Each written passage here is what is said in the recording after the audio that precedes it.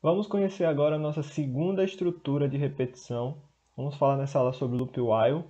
Então, a gente viu na nossa primeira aula sobre estrutura de repetição que o loop while ele é uma estrutura de repetição que é executada em um número indefinido de vezes, e essa palavra é o que diferenciava ela da nossa estrutura do nosso loop for. O loop for eu tinha um número definido de vezes, o loop while ele é executado em um número indefinido de vezes. Então, a sintaxe em português, enquanto, a palavra while significa enquanto em português, então, enquanto, e aí eu vou fornecer ao meu programa, não uma variável de controle em uma sequência como a gente fazia lá no loop for, não vou fazer uma variável percorrer uma sequência, uma certa quantidade de vezes, eu vou fornecer uma condição bem semelhante a uma estrutura de decisão, e aí o loop while vai checar se essa condição é verdadeira. Enquanto, então isso é bem intuitivo do português, então enquanto essa condição for verdadeira, ele irá executar esse loop. Então ele executa o bloco de código, que aqui no caso é digite e pular linha, daquele exemplo lá da datilografia, e aí ao final desse bloco de código ele checa novamente. A condição continua sendo verdadeira, se ela continuar sendo verdadeira, ele executa de novo. Então, a formatação básica de um loop while é while condição, aí não esquecer dos dois pontos, e aí com aquele tab eu coloco aqui o que deve ser executado, então execute isso, e quando essa condição deixar de ser verdadeira, ele acaba o loop while, né? Então, enquanto a minha condição for verdadeira, execute isso. Então aqui tem uma série de comandos que vão ser executados. Toda vez que eu fizer uma iteração nesse loop, ele vai ao final da iteração checar a condição. Se a condição continuar sendo verdadeira, ele executa novamente. Se ela for falsa, ele acaba com o loop while. Então, vamos aqui criar um arquivo aqui para a gente fazer alguns testes. Então a gente viu lá na estrutura no loop for o seguinte, né? A gente viu que quando eu faço isso aqui, for i in range 6, e pedisse para printar i, ele ia printar todos os valores dessa sequência que o i iria assumir, né? Em ordem. Então se eu rodasse esse programa, não é bem uma aplicação, vou botar de novo o teste aqui, teste 2. Tá. E aí, quando ele rodar, ele ia printar 0, 1, 2, 3, 4, 5. Então, a gente pode fazer essa mesma estrutura, vou transformar ela num comentário aqui. A gente pode fazer essa mesma estrutura com o loop while. Como que a gente vai fazer isso? Afinal, o que é que está acontecendo aqui? Ele está printando de 0 até 6. Então, ele printa números naturais até que esse número se torna 6. Quando ele se torna 6, ele não printa o 6, ou seria até quando ele se torne 5, também é outra interpretação. Ele printa até 5, então, enquanto for menor que 5, ele está printando.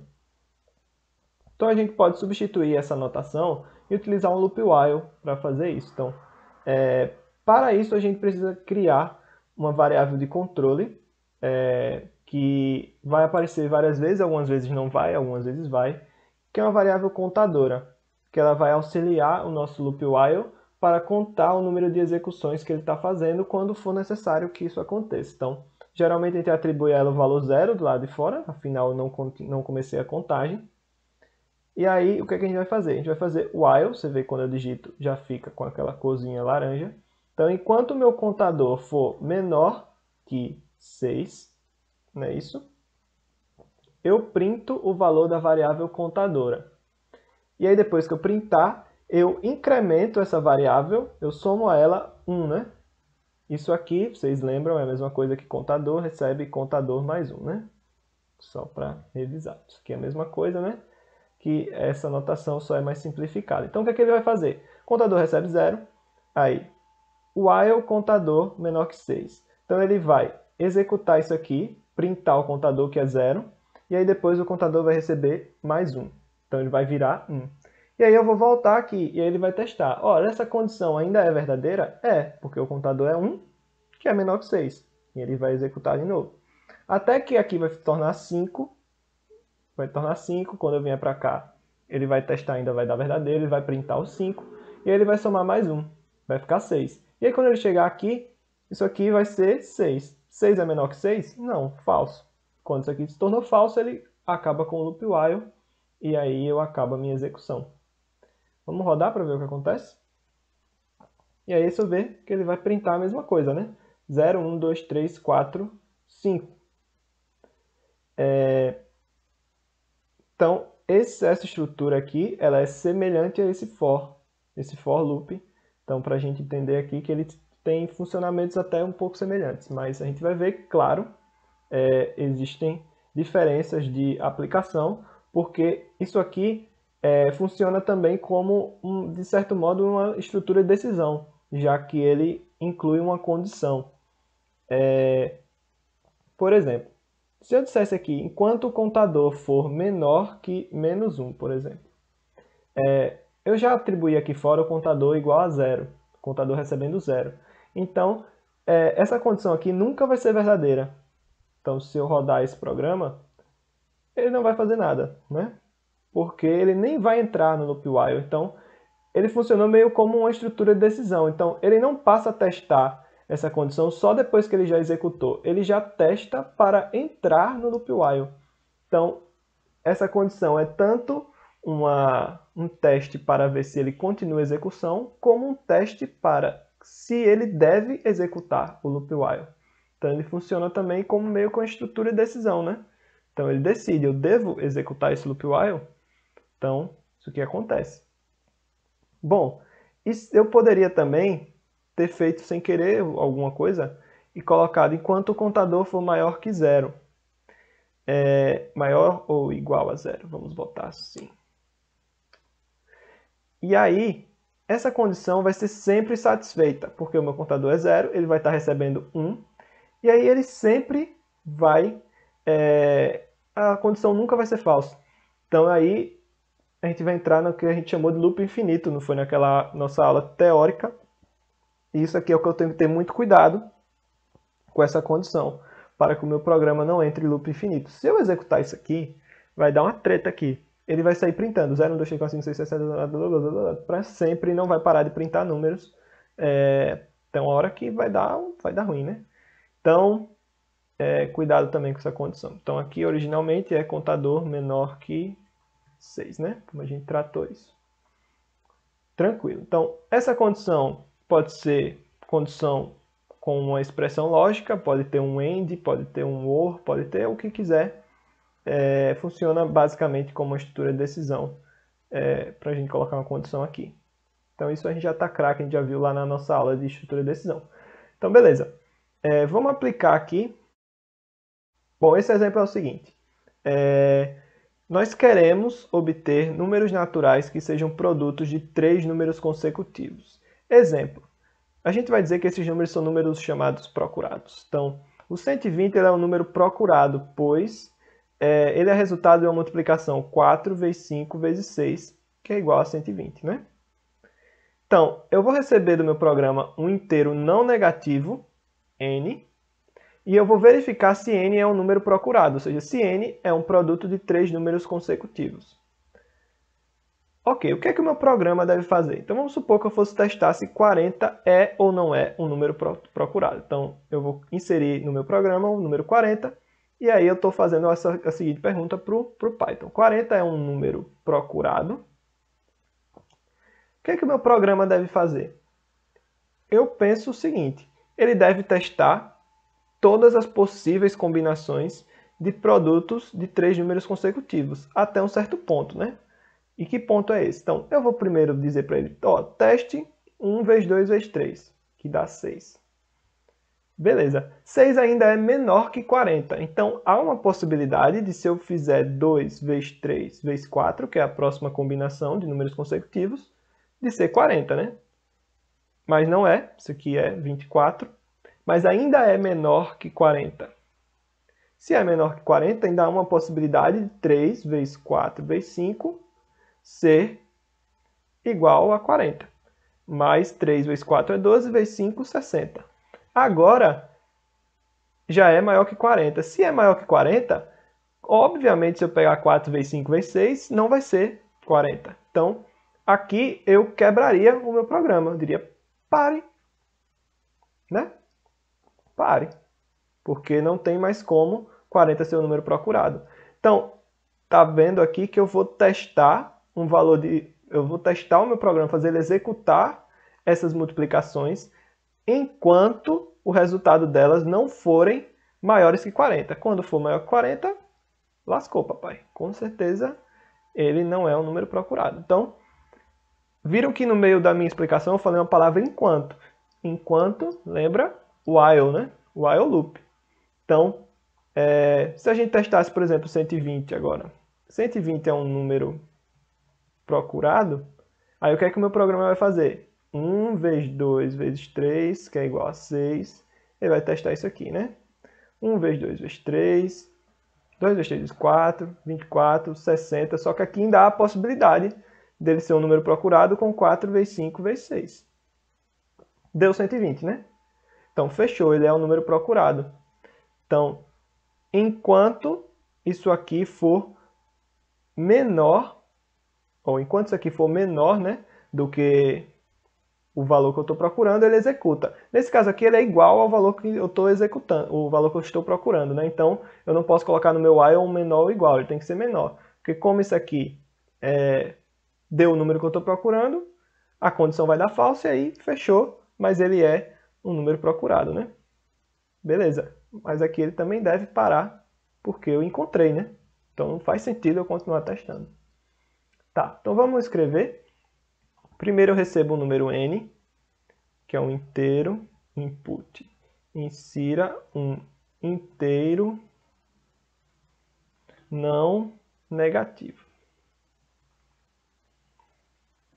Beleza. Então aqui a pessoa inseriu o número inteiro não negativo. E aí o que é que eu vou fazer? Eu vou fazer um while. E aí eu começo fazendo a multiplicação 1 vezes 2 vezes 3. Não é isso? Só que eu preciso, eu não vou botar aqui 1 vezes 2 vezes 3, né? Porque eu preciso que essa numeração vá sempre mudando, né? Esse número que estava aqui no primeiro valor da multiplicação, na próxima vai ser ele mais 1. Esse vai ser na próxima ele mais 1, né? Então eu vou estar incrementando 1 em cada termo dessa multiplicação. Então eu vou usar uma variável aqui fora, chamar ela de i, não tem necessidade de chamar ela de contador, e vou dizer que ela recebe 1. E aí, a multiplicação aqui dentro vai ser sempre i, enquanto i vezes i mais 1 vezes i mais 2, né? Quanto isso aqui for menor que n, né? Que é o meu número procurado. Então, essa aqui é a condição do meu while, né? Inicialmente, essa multiplicação vai ser o quê? 1 vezes 2 vezes 3, né? Aqui vai ter 1 mais 1, que é 2, 1 mais 2, que é 3. Beleza.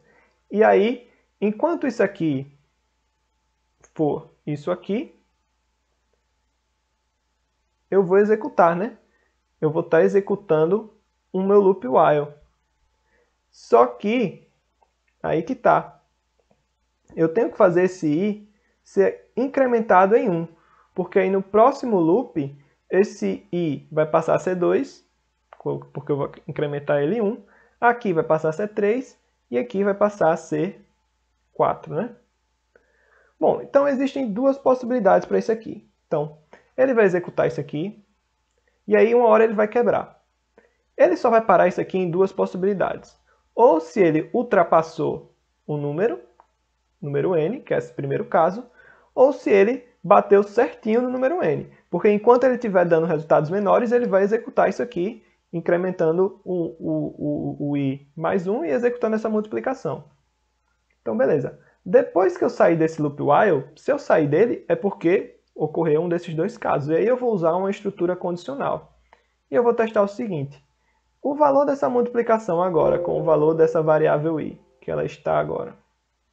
Esse valor que ela está agora. Se ele for igual ao n, é porque esse número ele é um número procurado, né? Então eu vou printar porcentagem i. Eita, faltou, né? As passivas. Porcentagem i é um número procurado. E aí, aqui tem que entrar a variável n, né?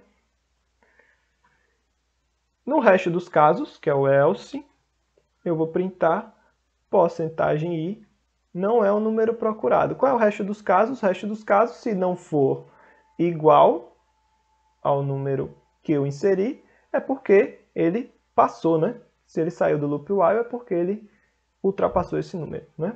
Não é um número procurado, porcentagem n. Bom, beleza, então, vamos simular aqui o caso do 40 nesse algoritmo. Eu inseri 40, o i foi igual a 1. Aí vai ser 1 vezes 2 vezes 3 menor que 40, é verdade. Então ele vai entrar no loop while, e aí esse loop while só tem uma instrução, que é incremente o i mais 1. O i vai passar a ser 2, aqui vai passar a ser 3 e aqui vai passar a ser 4. Vai dar 24, é menor que 40? É. Então ele vai incrementar mais uma vez o i. Vai passar a ser 3, aqui vai passar a ser 4, aqui vai passar a ser 5. Vai dar 60, isso é menor que n? Não. Não é menor que 40. Então ele não executa o loop while, ele quebra essa estrutura e passa para cá. Só que o i vai manter o valor da variável que ele estava aqui, né? Então o valor dessa multiplicação ainda vai dar 60. Ele vai testar, esse 60 ele é igual a 40? Foi esse o motivo que ele quebrou? Não é, né? Então ele não vai executar essa estrutura, ele vai entrar no else, né? Na nossa estrutura de decisão. Nesses dois caminhos ele vai entrar no else e vai printar que o número não é um número procurado.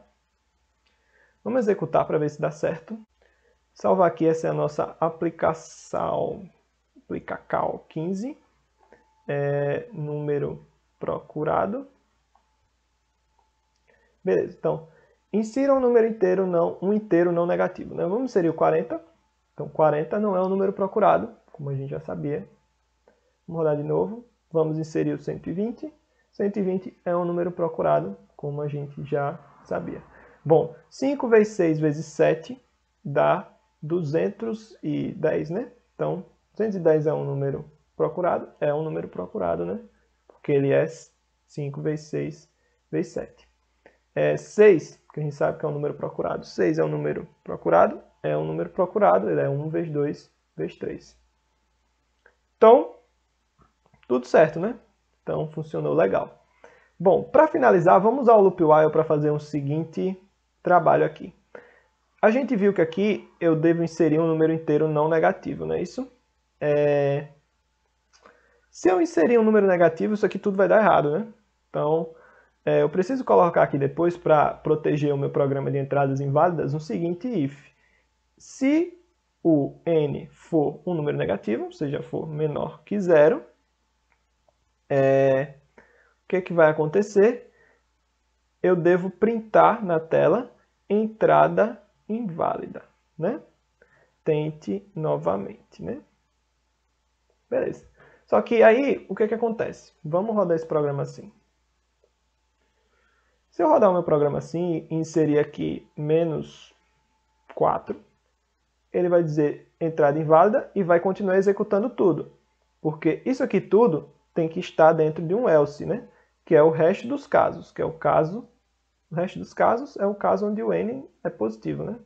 Então, vou colocar aqui tudo dentro de um else.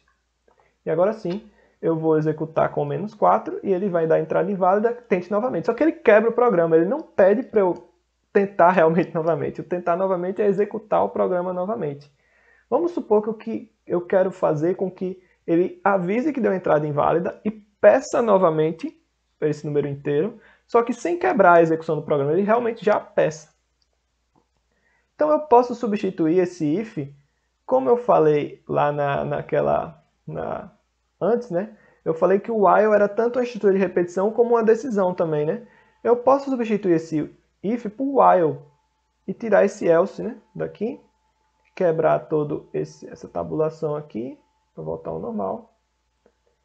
E aí eu coloquei aqui um while n for menor que 0. Então, enquanto o meu n for menor que 0, ele vai printar a entrada inválida, tente novamente, e depois, logo depois, ele pede o valor de n, insira um inteiro não negativo. O que é que isso aqui vai fazer? Ó, se eu inserir um valor de n normal, um 120, ele vai ignorar esse while. porque ele não vai entrar aqui, porque o n não é menor que zero. Então aqui ele vai servir como uma decisão. Ó. N não é menor que zero, então isso aqui nem executa. Mas se eu inserir um menos 4, ele vai dar entrada inválida, tente novamente, e vai pedir novamente um inteiro não negativo, que é esse, ele está executando essa linha aqui. E aí se eu continuar fornecendo o menos 4, ele vai testar aqui, ó, o menos 4 ainda é menor que zero, papai. Então, entrada inválida, velho. Tente de novo e vai pedir de novo. Se eu digitar menos 8, tente de novo. Se eu digitar menos 12, tente de novo. Ele vai ficar aqui nesse while até o momento, porque ele está enquanto isso aqui for negativo, ele vai executar.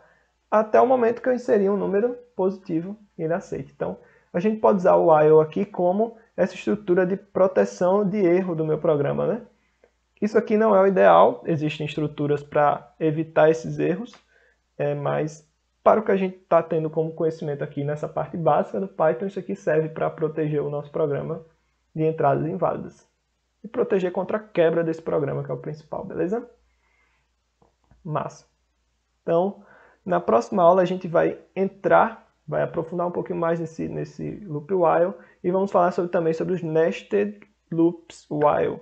Nested while loops, que é a mesma coisa que a gente fez na aula passada para os loops for. Tranquilo? Então até lá.